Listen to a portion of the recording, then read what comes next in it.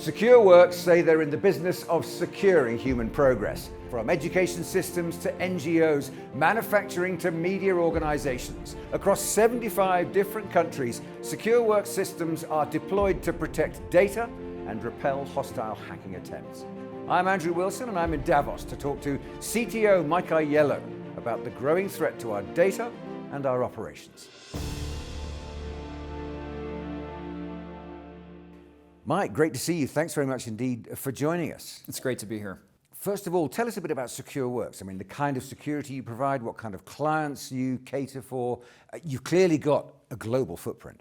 That's right. We're a global cybersecurity organization. We serve more than 4,000 customers in over 75 different countries. We deliver security from the cloud through our products and our platform. And we also offer an incident response capability. So if there's a compromise or there's a breach that occurs, we have a team that can come in and help.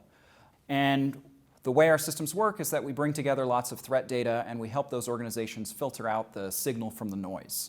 We try to help organizations that are highly targeted. So we're helping organizations from utility companies, power plants, financial services, manufacturers, governments, and non-governments.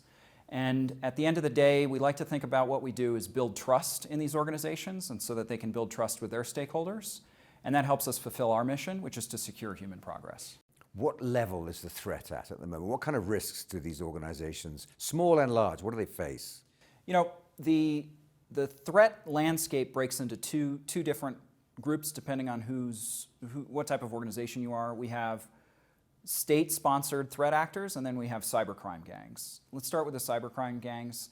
What they tend to do are smash and grab attacks. So they have small teams that get together, they organize themselves, and they compromise as many pieces of internet infrastructure as they can, and they try to monetize that. So these teams they get sophisticated over time. They'll end up with their own finance team, their own operational team, their own human resources team, and they'll attack an asset on the internet. That asset might be a server in your environment.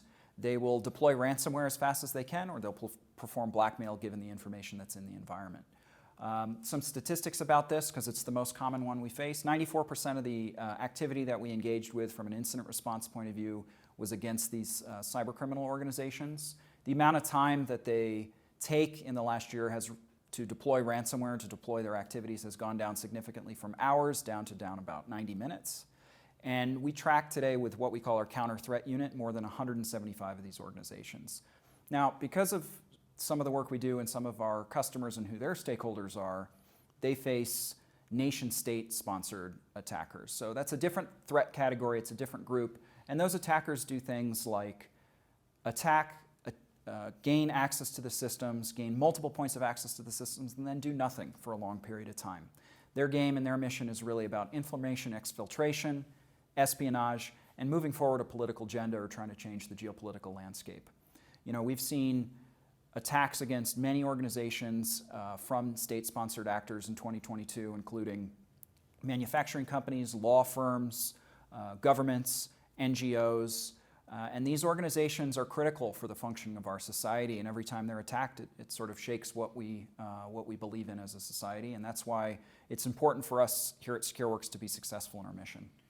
You talked about counter-threat, you talked about cloud systems. How do your systems operate? That's right. So our systems consume data from hundreds of different security products that our customers may have deployed. We take that in and we consume more than 550 billion events across our customer base. And the outcome of that is that we're able to filter the signal from the noise for our customers. Our technology tends to help customers with two problems that they have. The first problem is they can't hire security professionals. And the second problem is they get too many false positives, they get too many alerts that aren't real. And whenever an alert comes through that seems critical but isn't, the bad guys' lives get a little bit easier because they're creating more noise for these small security teams that we work with. We've invested deeply in our technology, and the way we put our technology together is we paired up machine learning experts with data scientists alongside people who've worked in security operations centers for years and years and years. When that group gets together, they're able to bring together the different pieces of telemetry, use the algorithms in a way to find information across telemetry sources, across different security products that our customers may use. That approach is called extended detection and response. We couple what we've built in our technology alongside the people that we have in our incident response teams, and we get a comprehensive solution for our customers. And we're proud of the people in our incident response teams. They've been doing it for many years. We also pair them up with penetration testers, offensive security researchers, other people in security operations centers, and that diverse group of people assembled is able to take on pretty much any incident response activity. And this would be uneconomical for an organization to put together. And look, at the end of the day, what we've built in our business lines up with our business model and what we hope our customer wants, which is better security that performs with your existing security team without having to scale it, and ultimately delivering a very high ROI in your security investments. You mentioned the human side of the perpetrators earlier on. There's also, of course, a human side and a human cost to people who get attacked by cyber criminals. That's right. You know, data theft, exfiltrating money, these are serious attacks, but some of the NGOs that we work with face a different set of attacks. So if you're up against a nation-state attacker, they're not out to steal money from your organization. In some cases, they're attempting to compromise individuals or stakeholders that are working with NGOs and these types of organizations. And if those individuals get compromised in highly restrictive regimes, there could be very serious consequences. Typically, when situations like that occur, they're not discussed, they don't come out in the press. We've worked with an organization in the last year, Amnesty International Canada, and what that organization did is they made a decision to come out and work with us on an attribution for a threat actor that they interacted with, which we believe was, or there are indications that it was the Chinese nation state or nation-state sponsored actor. Attribution in security is hard. We believe that this was attributed to that threat actor for 3 reasons. One, because the threat groups that we track, the actor exhibited similar activities, they used similar resources, they performed their attack in similar ways to other threat actors that we track in our systems. 2, the nature of what Amnesty International Canada does, what their job is of interest to the Chinese state.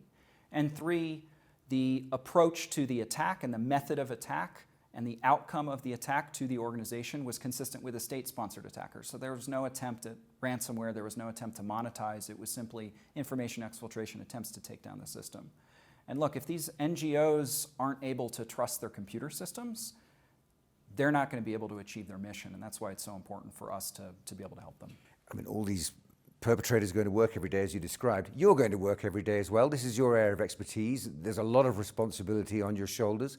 How confident are you as you go about your work that you're keeping up, that you're on top of your game? You know, the challenge seems daunting, and I hear a lot about, you know, cybersecurity being an unsolvable problem. The reality, as we've at Secureworks performed more than 3,000 investigations and adversarial attacks, is we know what compromises work and how people are being compromised. The top 3 ways compromises occurred in the last year were simple things. You had servers exposed to the internet that weren't patched. You had compromised credentials that were known to the dark web, were known to the internet, or credentials that were brute force attacked. And third, you had off-the-shelf ransomware, malware, and viruses that impacted your systems. These are not complicated attacks that the threat actors are performing. You know, you think about the long-term game here in cybersecurity, and really it's a war of attrition. It's a resource exhaustion game. So on the defender side, you've got small teams doing the best they possibly can against consistent ongoing attacks. And on the attacker side, you're trying to maximize return on risky activity. So if, as defenders, we can make it non-economical for attackers to do their job, we win. And what that takes is adding more defenses on the defender side, and just these basic hygiene components really move away. We've seen small security teams really increase their hygiene by adding simple security to their stack. And then as a society, if we can work together to raise the level of consequence that attackers face when they perform these hacks, their calculus, their economics at the end of the day become worse and worse and worse, and maybe they move on, and that's how the good guys win. Mike, thanks very much. Pleasure talking to you. It was great to speak with you today here at Davos.